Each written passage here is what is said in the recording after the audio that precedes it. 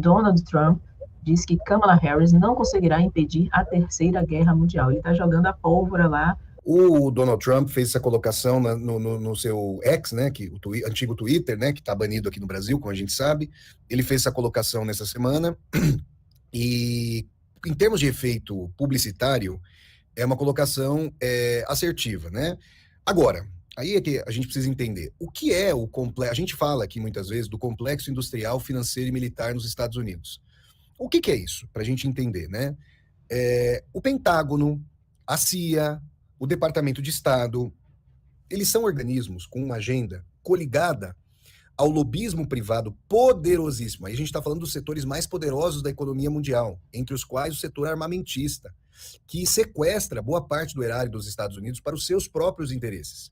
De modo que chega presidente, sai presidente, e essa agenda de política externa imperialista não é desmontada porque ela é altamente lucrativa. E ela é coligada, por exemplo, à indústria de construção civil, porque primeiro você vai lá e destrói o país, depois você reconstrói o país. Os caras ganham dinheiro na chegada e na saída. É uma tragédia. O Donald Trump, ele tinha, obviamente é um fascista, não tenhamos a menor dúvida disso. Eu tenho aversão tanto a republicanos quanto a democratas, tá, gente? Para mim são duas faces de uma direita rançosa nos Estados Unidos. Agora, o Donald Trump, ele anunciava e continua anunciando que quererá não vai haver mudança, por exemplo, com relação ao morticínio na Palestina. Não vai haver mudança numa política, por exemplo, contra a China. Porém, ele marca uma diferença, ao menos como candidato. Uma coisa é ele marcar como candidato, outra coisa é ele fazer algo em meio a essas tensões estruturais desse complexo industrial, financeiro e militar lá nos Estados Unidos. Então ele diz que vai acabar com a guerra na Ucrânia. Isso é, ao menos retoricamente, algo distinto daquilo que a Kamala Harris, como representante dos democratas, faz. Para acabar com a guerra na Ucrânia, considerando-se, obviamente, que a Rússia venceu o conflito no atual estágio e que vai abocanhar, como está acontecendo, a região de Vuhledar, por exemplo, ali em Donetsk, foi praticamente conquistada e militarmente é um ponto importante, porque é uma região sobrelevada e isso dá uma vantagem militar muito importante. Então, para ele acabar com a guerra, obviamente ele vai forçar a Ucrânia a aceitar a mão forte da Rússia, porque a Rússia é a parte militarmente hegemônica e preponderante nesse conflito, né?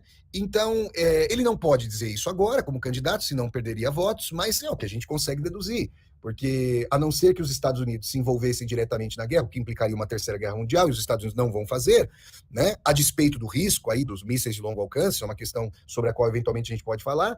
O Donald Trump trouxe essa diferença, mas uma coisa é ele dizer que a Kamala Harris vai enfiar o mundo na Terceira Guerra Mundial, outra coisa é ele, como presidente, ter que lidar com uma institucionalidade pública e privada que está montada para, ao invés de ter saúde pública nos Estados Unidos, ao invés de ter universidade pública nos Estados Unidos, sequestrar por meio de impostos o erário dos Estados Unidos para fazer a guerra mundo afora. É esse o ponto. Essa política, para vocês terem uma ideia, eu tô lendo um livro muito interessante, Nuclear War, a Scenario, Guerra Nuclear, um cenário, da jornalista Annie Jacobsen. É um livro muito interessante, é aterrador de se ler, porque ela projeta o que seria, na primeira hora, Camila, o cenário de milhões e milhões e milhões de mortes. Eu não estou falando de milhares nem centenas de milhares, estou falando de milhões de mortes com uma guerra nuclear. Milhões, vocês ouviram. É uma coisa aterradora. E ela diz que o mecanismo montado durante a Guerra Fria para realizar um contra-ataque, antes mesmo de o território dos Estados Unidos ser alvejado com armas nucleares, entra presidente e sai presidente, ninguém consegue desmontar esse mecanismo. Porque ele envolve, gente, as diferentes agências, as diferentes instituições fortíssimas de alta política nos Estados Unidos ganham muito dinheiro, são salários poupudos, são orçamentos poupudos para suas próprias agendas. Vocês percebem? Então nós temos que entender quando o Pepe Escobar, quando os analistas aqui falam do Deep State, é disso que eles estão falando. É dessa institucionalidade que enquadra. Elas são o terceiro turno, sempre vitorioso, para além do primeiro turno. Bom, nos Estados Unidos tem um turno só, para além lá da votação. Então, esse é o ponto aí fundamental que a gente precisa levar em consideração. Então, quando o Trump diz isso, eu entendo que, em termos de política eleitoral, a gente tem essa dimensão, né? Agora, em termos institucionais, aí o buraco é mais embaixo, a coisa é bem mais complexa do que essa colocação, a despeito realmente do fato de que os democratas enfiaram o mundo aí nesse risco iminente de terceira guerra, e ontem a Rússia fez uma revisão da sua política nuclear, né? Então essa revisão da política nuclear que a Rússia fez, ela praticamente estabelece o seguinte, ó, um ataque em massa aéreo de uma potência não nuclear, aliada a uma potência nuclear, Ucrânia e Estados Unidos, por exemplo, implica retaliação nuclear. Um ataque à Bielorrússia implica retaliação nuclear. Então, uma invasão ao território. Agora nós estamos, é importante que nós saibamos disso, no momento mais perigoso da história humana.